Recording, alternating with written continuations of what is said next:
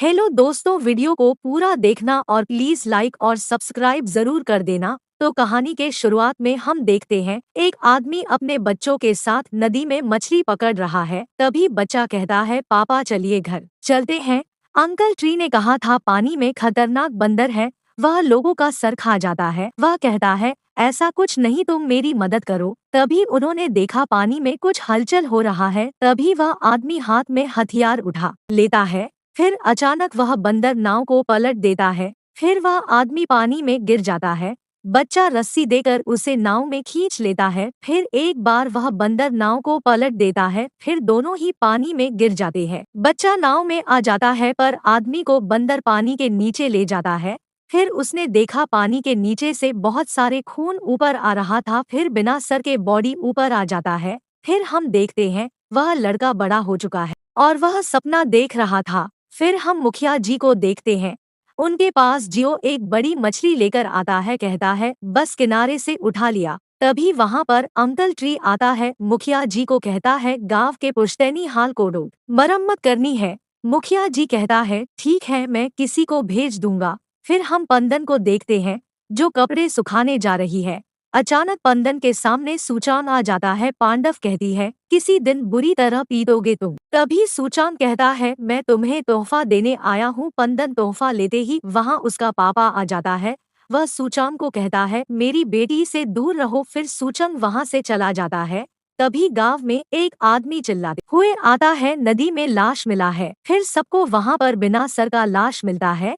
फिर uncle tree वहाँ पर आता है। लाश देखकर कहता है, वह वापस आ गया। फिर सब पूछते हैं, कौन वापस आ गया है। अंकल कहता है, दादाजी के पानी के भूत तुम लोग भूल गए। फिर सब पूछते हैं, आप बताइए हमें क्या करना है। फिर अंकल ट्री कहता है, हमने 10 साल पहले भी इससे बचने के लिए बलि दिया था, अभी फिर से हमें एक बलि देनी होगी। फिर वहाँ पंदन के पापा आता है और बलि देने से मना करता है। फिर सूचंग वहाँ से पंदन के पास जाता है। उसे कहता है, तुम नदी में कपड़े धोने मत जाओ, वहाँ पर खतरा है। सूचंग पंदन को कहता है, चलो हम यहाँ से भाग चलते हैं। तभी वहाँ पर पंदन के पापा आ जाते हैं। उसे कहता है, तुम्हारे भाई कहाँ है, उसको बुलाओ जल्दी से। पंदन उसके भाई को ढूंढने निकल जाती है। वहाँ पंदन के भाई बटक को मारने के लिए बहुत दूर पानी में चला जाता है। फिर पानी में लोसांग के हाथ में बंदर का पूंछ आ जाता है। वहाँ सब लोग लोसांग को ढूंढ रहे थे। अचानक पंदन के पापा को लोसांग का बॉडी मिलता है बिना सर के। पंदन यह देखकर बेहोश हो जाती है। तभी अंकल ट्री कहता है, अभी तुम सबको भरोसा हो गया है ना। फिर सब लोग नदी के किनारे पानी के भूत को भगाने के लिए पूजा कर रहे थे। तभी वहाँ पर पंदन के पापा आ जाता है। फिर वह बंदर के मूर्ति को लात मार के गिरा देता है। अंकल ट्री कहता है, दादाजी के पानी के भूत शांत हो जाओ, और कहता है, इसको ऊपर से जल्दी नीचे लाओ। फिर अंकल ट्री और मुखिया जी पूजा कर रहे थे। तभी उन्होंने कुछ आवाज सुनते हैं। फिर उन्होंने जाकर देखा पंदन के पापा पानी में बम डाल रहे हैं। सब कहते हैं, तुम बाहर आ जाओ, फिर बात करेंगे। पर वह कहता है, भाड़ में जाओ, जब तक मैं इसे मार नहीं दूंगा मैं बाहर नहीं आऊंगा। फिर पंदन के पापा को सब मिलकर उसको गांव के हाल में बांध देते हैं। फिर पंदन को डूब मुखिया जी कहते हैं, तुम अपने पापा को समझो, वह ऐसा क्यों कर रहे हैं। पंदन के पापा उसके बात नहीं सुनता और पंदन को वहां से घर भेज देता है। वहां पानी के बंदर पंदन के पापा के पास आता है और उनका सर खाकर उन्हें मार देता है। अगले दिन पंदन अपने पापा के लिए खाना लेकर आती है। तभी उसने देखा उसके पापा को बंदर ने मार दिया। फिर वह वही चिल्लाकर रोने लगती है। फिर वहां सब लोग आते हैं और अंकल ट्री कहता है, अभी हमें बलि देने में देर नहीं करनी चाहिए। फिर सब कहते हैं, पर बलि किसकी दोगे, कौन इसके लिए तैयार होगा। फिर अंकल ट्री कहता है, यह काम सिर्फ पंदन कर सकती है। तभी सूचांग और जियो कहता है, पंदन की बलि नहीं होगी, उसकी बलि नहीं दे सकते। फिर अंकल ट्री कहता है, फिर तुम में से किसकी बलि दो, बोलो। फिर अचानक वहाँ पर पंदन आती है और कहती है, मैं बलि के लिए तैयार हूँ। तभी सुचांग सबको कहता है, यह पानी के बंदर देवता है ना भूत है, यह एक राक्षस है, कोई बलि देने की जरूरत नहीं है। फिर पंदन को एक रूम में बंद कर देते हैं।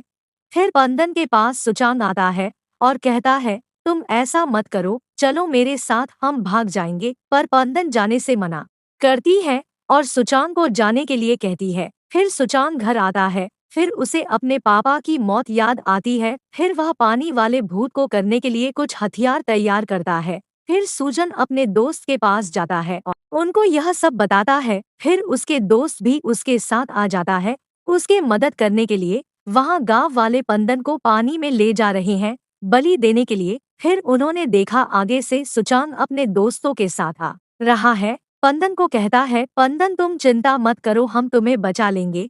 अंकल ट्री कहता है, सुचांग तुम यह गलत कर रहे हो, तुम चले जाओ यहाँ से।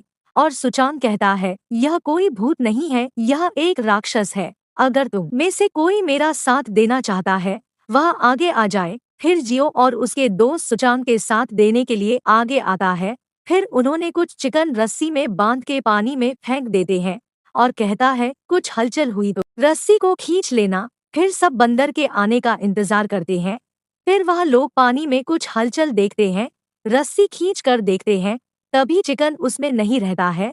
तभी उनमें से एक पानी में कूद जाता है देखने के लिए क्या हुआ है। फिर वह डूबने का मजाक करता है, लेकिन फिर सच में वह बंदर उसे ले जाता है और खा लेता है।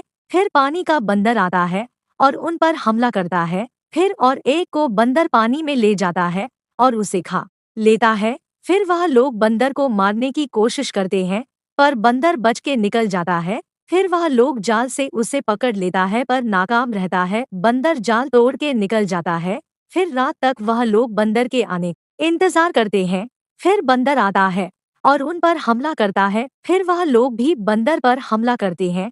फिर सुचांग ने बंदर को एक कैदखाने में बंद कर देता है। फिर वह लोग उसे पकड़ के गांव में ले आते हैं। तभी सब कहते हैं, यह बंदर ही पानी वाला राक्षस है, यह बहुत लोगों का सर खा चुका है।